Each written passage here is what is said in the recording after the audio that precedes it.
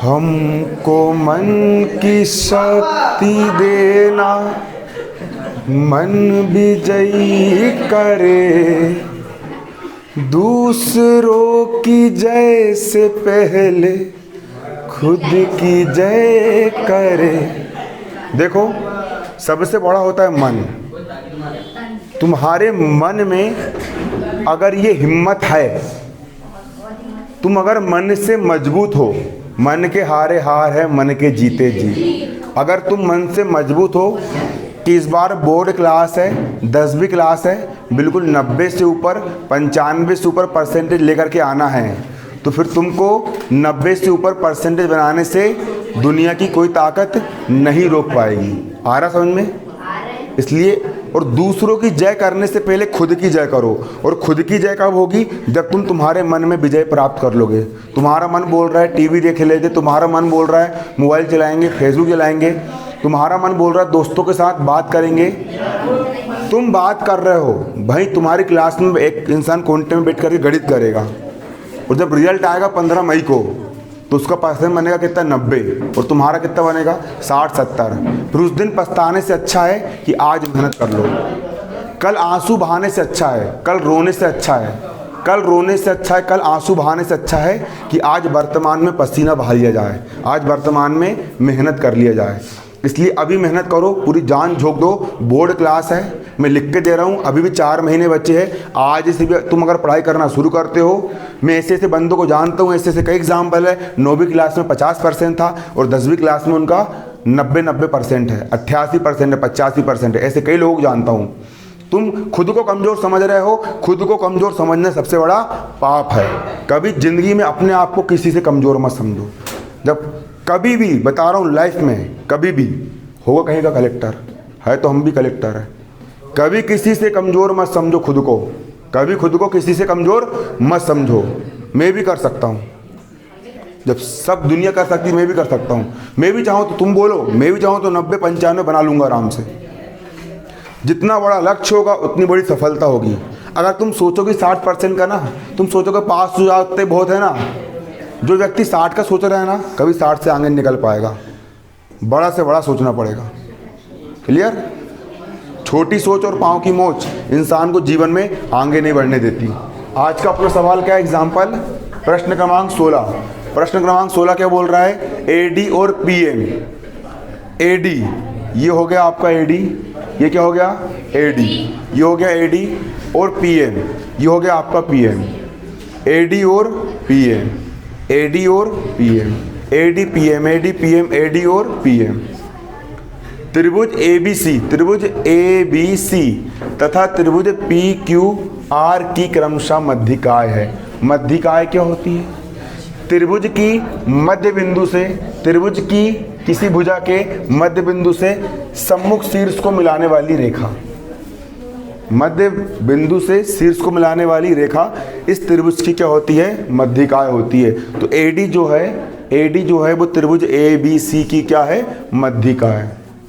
उसी प्रकार जो पीएम होता है, जो क्या होता है? PM, prime minister Narendra Modi, जो पीएम होता है ना, जो पीएम है वो त्रिभुज पीक्यूआर की क्या है? मध्यिकाय है। क्या इसकी है? मध्यिकाय है मध्यिका। अब तथा त्रिभुज एबीसी, तथा त्रिभुज एबीसी, तथा त्रिभुज एबीसी, तथा त्रिभुज एबीसी और त्रिभुज पीक्यूआर, और त्रिभुज पीक्यूआर। त्रिभुज कौन सा? पीक्यूआर। अरे त्रिभुज कौन सा? पीक्यूआर। ये दोनों त्रिभुज समरूप है। कैसे है? मतलब एक दूसरे के बिल्कुल डिक्टो कॉपी है।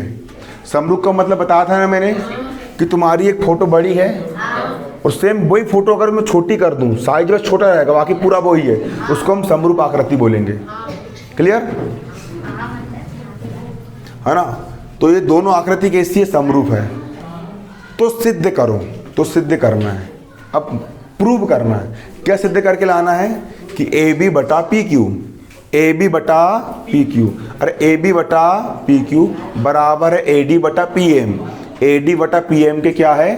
बराबर है। ये सिद्ध करके लाना है। लाएंगे है ना? दिया है। क्या दिया है? क्या दिया है? अरे सवाल में दिया है कि एडी और पीएम, सवाल में दिया है एडी और पीएम क्रमशः। एडी जो है वो त्रिभुज एबीसी की मध्यिका है, त्रिभुज एबीसी की मध्यिका है, और पीएम जो है वो त्रिभुज पीक्यूआर की मध्यिका है। पीएम जो है वो त्रिभुज पीक्यूआर की क्या है? मध्यिका है। सवाल में ऑलरेडी दिया है मध्यिका है, क्या है? मध्यिका है ना मध्यिका। अब और सवाल में एक चीज और दी है, क्या दी है सवाल में? सवाल में दिया है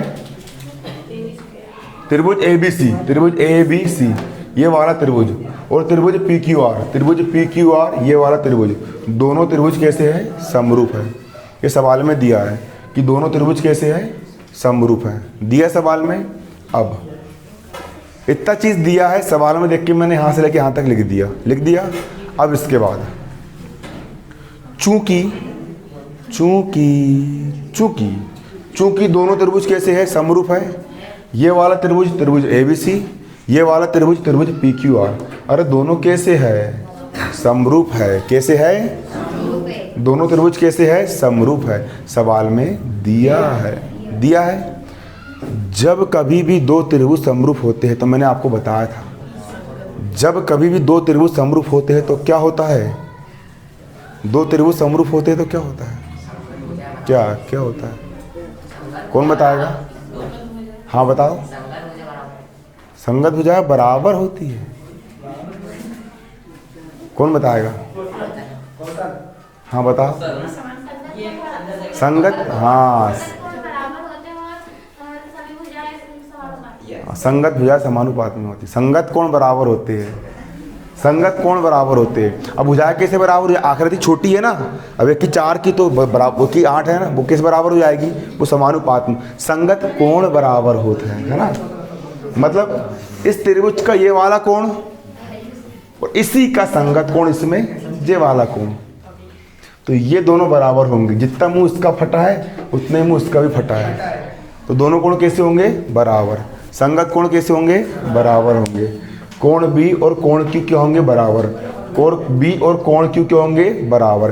क्या नाम दे दिए? समीकरण 1 नाम दे दिए। अरे समरूप त्रिभुजों के प्रगुण क्या होते? समरूप त्रिभुजों के प्रगुण कि यदि दो त्रिभुज समरूप है तो उनके संगत कोण बराबर होते हैं। तो कोण बी और कोण क्यू क्या होंगे?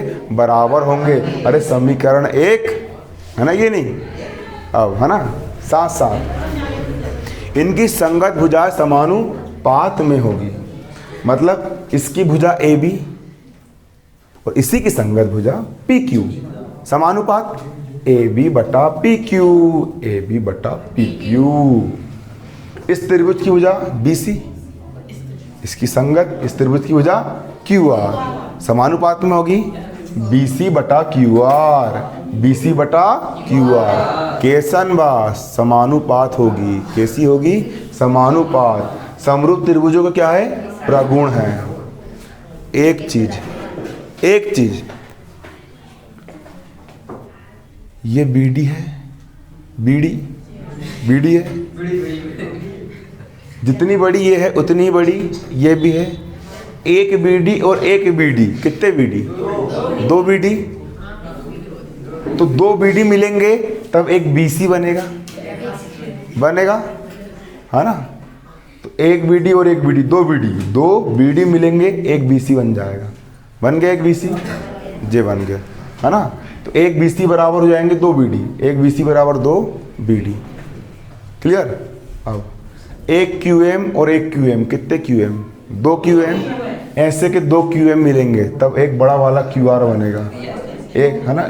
2 क्यूएम मिलेंगे तब क्या बनेगा? एक बड़ा वाला क्यूआर बनेगा। ऐसा क्यों हुआ? इसीलिए हुआ क्योंकि बीसी का मध्य बिंदु डी है। मध्य मतलब बिल्कुल बीचम बीच में है, तो ये दोनों बराबर तो होंगे ना। अगर जे बिंदु हल्का जहाँ रहता तो बराबर थोड़ी ना हो पाते हो, है ना।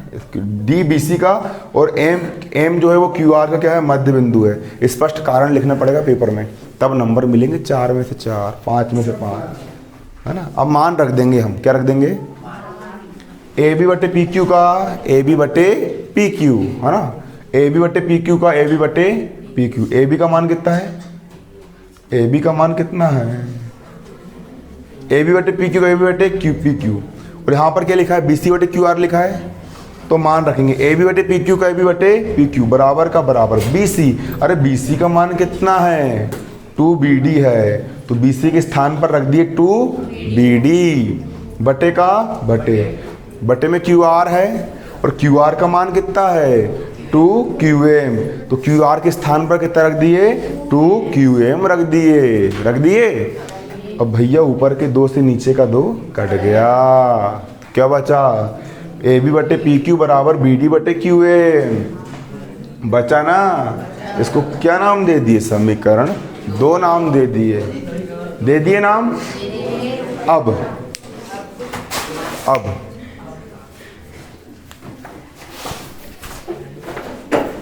त्रिभुज ए बी डी